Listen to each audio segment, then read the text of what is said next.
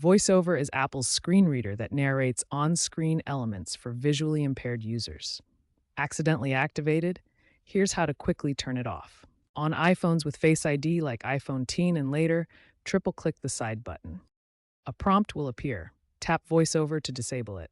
Alternatively, navigate manually. Open the Settings app, tap Accessibility, then tap VoiceOver and toggle the switch to the off position.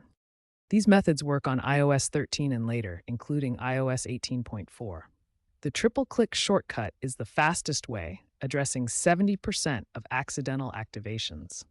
The most important thing to remember is that VoiceOver is an accessibility feature that can be quickly turned off by triple-clicking the side button.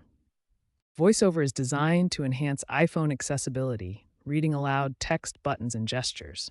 It's not a bug, but a feature. Accidental activation is a common concern.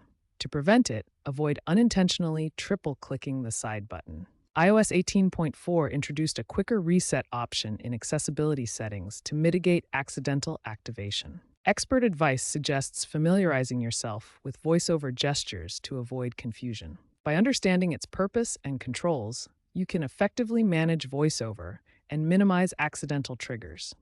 This information is up to date as of September 2025.